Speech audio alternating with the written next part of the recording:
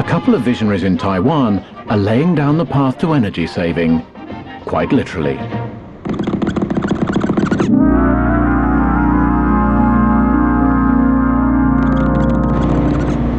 Taipei isn't what you'd call exactly pretty. It wasn't designed to be. In fact, it wasn't really designed at all. It exploded in size between the 1940s, when there were just 300,000 people living here, and the 1970s, when the population topped 2 million. The priority was to build, and build fast. When the dust settled, well, this is what you were left with. Concrete. Lots of concrete.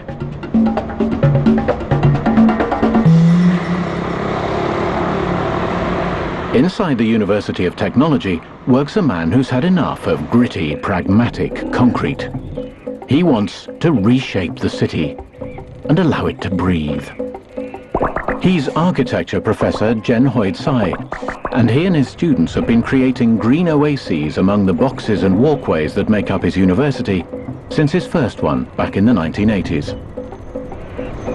那当时这一片呢都是湿的，一下雨的时候它就会积水，后来我们就拿了一些沙，然后拿一些砖，把它铺在上面。那现在20几年来看看呢，蛮感动的。It wasn't really seen as an eco-project though, but the way that the organic clay bricks melded into their environment, unlike concrete, gave the professor pause for thought. That's when he invited over Sergio Palaroni from the University of Texas, another green architect with experience around the world and some opinions on Asia. Asians have adopted the Western model of engineering cities over whatever is existing in a way that it destroys the connection with whatever ecology existed there. Here was an opportunity for them to make a showcase project that could start to transform a city. The scheme the two friends came up with was simple: to recreate a natural environment within the concrete clutter of the university grounds.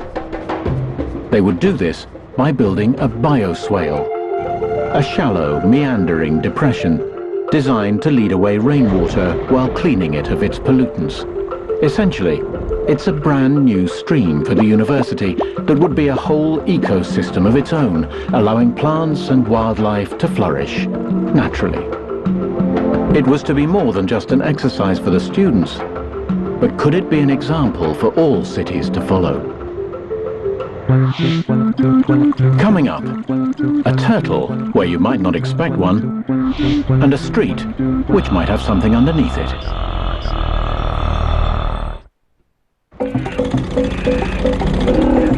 Taipei, capital of Taiwan, is a city threatening to drown in concrete. So Professors Jen-Hui Tsai and Sergio Palaroni have decided to make an experiment and see if they can't build nature into the city in the form of a self-sustaining enclosed stream and ecosystem, or bioswale. The bioswale is a way to uncover that soil, to kind of expose that soil and recover the capacity of the soil to work biologically and to work with water, which creates a kind of microcosm of nature. Professor Tsai's design demanded that a 300-meter stretch of university wall be brought down. 校园是一个都市里面的开放空间，尤其是位在都市里面的校园，哇，它的那种使命感都特别重。因为教育，大学教育是校园应该对外开放，要跟都市结合在一起。Down came the wall, and instead, the stream was built along it. The trees and plants make it the most pleasant stretch of this busy road to catch your bus in.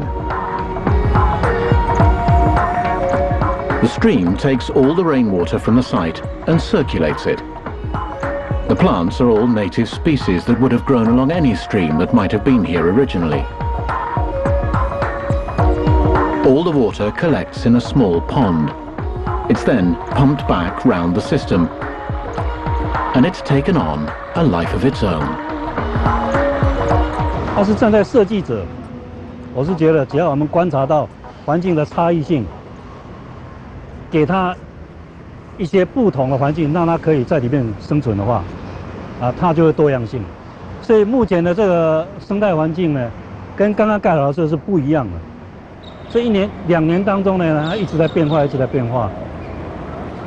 For the people of Taipei, it was discovering that, my God, look, we just uncovered the concrete, and 2 months later we had a crane living here, and a guy showed up to fish in our pond.